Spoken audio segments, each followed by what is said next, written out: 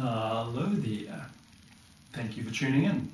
Just wanted to explain something that you're watching this, which is my video blog, but I've noticed that many of you, particularly overseas, are just finding the video somewhere and perhaps wondering what it's all about. So my name is Dean Letfuss.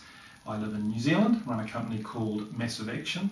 You can go to my website, www.massiveaction.co.nz.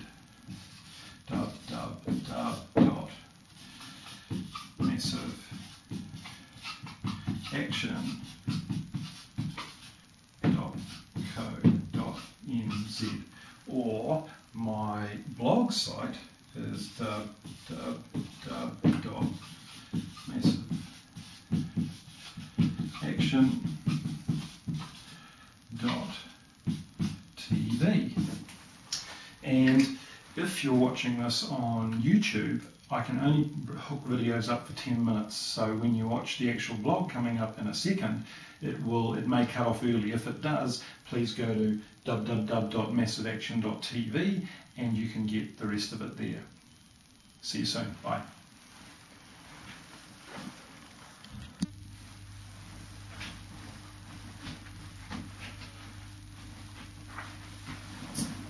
Well, hello everybody.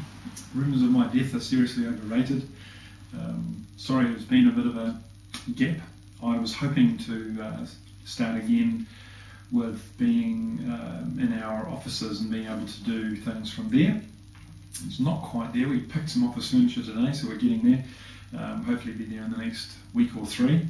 But I finally caught up on things. You can't really see. This is the dining room table is covered in tenancy agreements.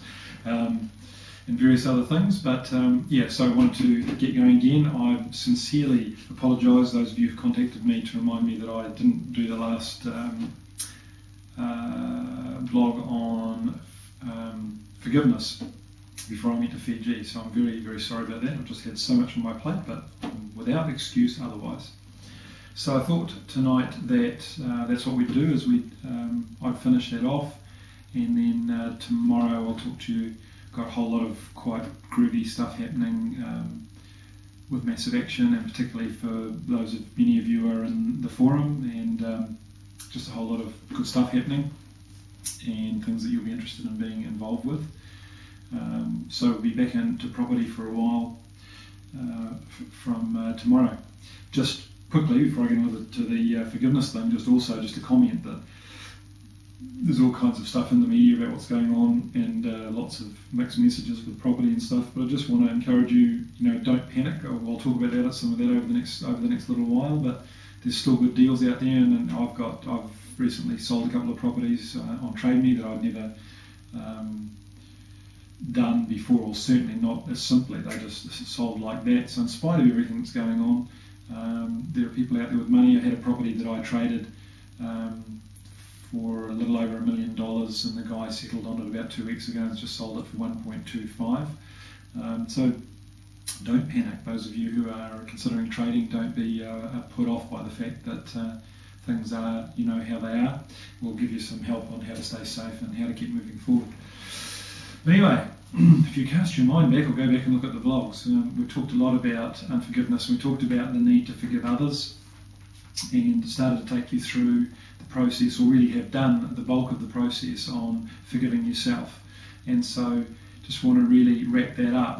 And it's a funny thing that we often, I was thinking just earlier that, we say things like, oh, he loves himself, and it's a derogatory statement. And yet Jesus talked a lot about the fact that you can only love others to the degree that you love yourself. And the problem is we don't understand what loving ourselves is. And in reality, when we say about somebody, oh, he loves himself, it may just mean that he's very confident, but more often than not, it means that he's arrogant and self-centered, which more than likely means that he hates himself, not that he loves himself. And so the reason that it's important to forgive ourselves, and we have to deal with unforgiveness towards ourselves, is that it frees us to feel good about ourselves. It frees us to be able to process things normally without a filter on about why it has to be bad because we're involved. In the same way, I had one email in particular springs to mind from a lady who had never forgiven, I might have mentioned it before, never forgave her dad for dying. And when she did that, she just said, I feel different. I've seen her recently, and she was always an attractive lass, but just looks fantastic. And I believe that's because she's freer in her spirit than she's been before, than she's perhaps ever been before. So it's really critical. I don't know if, as we went through, I got you to write down the things about things that you had done and things that were done to you. And so we're dealing now with the things that you might have done, or the things that give you cause to generally just feel bad about yourself and to hold grudges against yourself. And this is a pandemic that I find everywhere. And at our event in November, we will touch on this, because it just destroys you. So those of you who are following along, and again, I'm sorry for the delay, but you've got your list of things, and I pray that God's been speaking to you as I make it clear all of the time that it's really the only real lasting healing is found in God and in the person of Jesus Christ. And so I just encourage you to ask Him to reveal Himself to you and to ask Him to speak to you about the things. But irrespective of that, if you're looking at this a bit more analytically, that's cool. It's God's problem to reveal Himself to you, not mine. But what you have to do, it's really simple, in the sense that, having done the work that we've done up till now, the last thing is really to sit down. I suggest you sit down with God. Failing that, sit down with yourself and look at the things and just choose to forgive yourself for the things that you have done, regardless of whether it's something quite heinous or quite serious, or whether it's stuff that is minor. Most of these things are going to fall into two categories, where you have done something to somebody else and you've never been able to forgive yourself. Or there'll be things where you just beat up on yourself and you harbour grudges against yourself, incredibly self-destructive. So I think with what I've covered already in this whole series, you now know enough to be able to look at those things. Okay, that is not me. I'm not a nasty prick. I have an issue. I have problems in my life or whatever. But I'm actually okay. I'm not a bad person.